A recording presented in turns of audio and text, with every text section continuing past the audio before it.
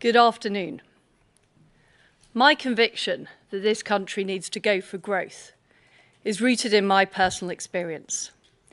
I know what it's like to grow up somewhere that isn't feeling the benefits of growth. I saw what that meant, and I'm not prepared to accept that for our country. I want a country where people can get good jobs, new businesses can set up, and families can afford an even better life. That's why, from day one, I've been ambitious for growth. Since the 2008 financial crisis, the potential of this great country has been held back by persistently weak growth. I want to deliver a low-tax, high-wage, high-growth economy. It's what I was elected by my party to do. That mission remains. People across this country rightly want stability. That's why we acted to support businesses and households with their energy costs this winter. It's also the case that global economic conditions are worsening due to the continuation of Putin's appalling war in Ukraine. And on top of this, debt was amassed helping people through the COVID pandemic. But it is clear that parts of our mini-budget went further and faster than markets were expecting. So the way we are delivering our mission right now has to change. We need to act now to reassure the markets of our fiscal discipline.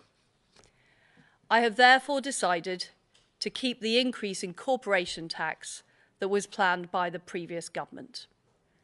This will raise £18 billion per year. It will act as a down payment on our full medium-term fiscal plan, which will be accompanied by a forecast from the independent OBR.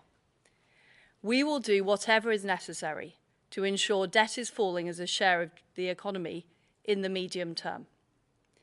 We will control the size of the state to ensure that taxpayers' money is always well spent.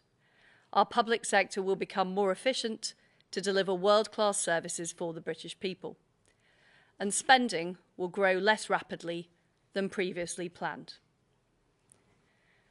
I met the former Chancellor earlier today. I was incredibly sorry to lose him.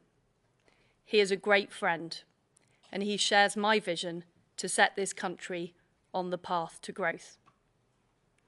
Today, I have asked Jeremy Hunt to become the new Chancellor. He's one of the most experienced and widely respected government ministers and parliamentarians, and he shares my convictions and ambitions for our country. He will deliver the medium-term fiscal plan at the end of this month. He will see through the support we are providing to help families and businesses, including our energy price guarantee that's protecting people from higher energy bills this winter. And he will drive our mission to go for growth, including taking forward the supply-side reforms that our country needs. We owe it to the next generation to improve our economic performance, to deliver higher wages, new jobs, and better public services, and to ease the burden of debt. I have acted decisively today because my priority is ensuring our country's economic stability. As Prime Minister, I will always act in the national interest. This is always my first consideration. I want to be honest, this is difficult, but we will get through this storm, and we will deliver the strong and sustained growth that can transform the prosperity of our country for generations to come. I'll now take questions. Can I start with Ben Riley-Smith, Telegraph? Thank you, Prime Minister. Clearly a difficult day. Can you explain to the public why you think you should remain as Prime Minister, given you jumped a key tax cut that led you to be elected and got rid of your Chancellor? I'm absolutely determined to see through what I have promised, to deliver a higher growth, more prosperous United Kingdom, to see us through the storm we face. We've already delivered the energy price guarantee, making sure people aren't facing huge bills this winter. But it was right, in the face of the issues that we had, that I acted decisively to ensure that we have economic stability, because that is vitally important to people and businesses right across our country.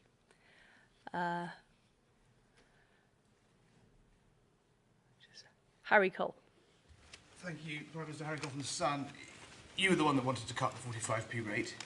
You stood on a platform to win the leadership of the Conservative Party on a platform to cut corporation tax. You and the Chancellor, the ex-Chancellor, designed this budget together, in lockstep, we're told, at times in secret, the two of you.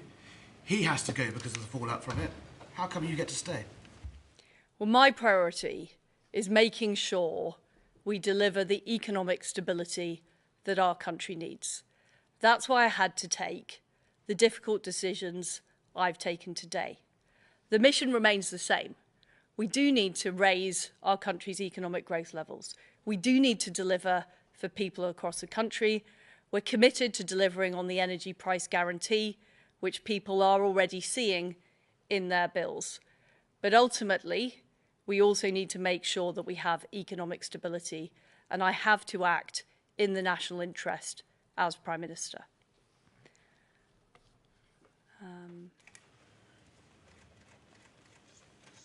Chris Mason, BBC.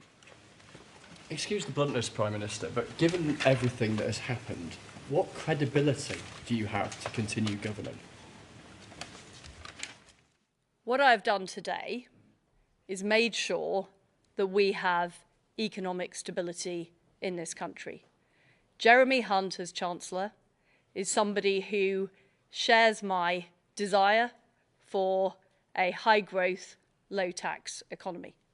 But we recognise, because of current market issues, we have to deliver the mission in a different way. And that's what we are absolutely committed to do, achieving that stability at what is a very difficult time globally. Robert Peston. Prime Minister, the former Tory Chancellor, Philip Hammond, has just said that you have totally trashed the Tory party's election-winning reputation for economic competence. Will you apologise to your party? Well, I am determined to deliver on what I set out when I campaigned to be party leader. We need to have a high-growth economy, but we have to recognise that we are facing very difficult issues as a country. And it was right, in the national interest, that I made the decisions I've made today to restore that economic stability so we can deliver, first of all, helping people through this winter and next winter with their energy bills, but also making sure that our country is on the long-term footing for sustainable economic growth. Thank you very much, everybody. Prime Minister, aren't you going to say sorry?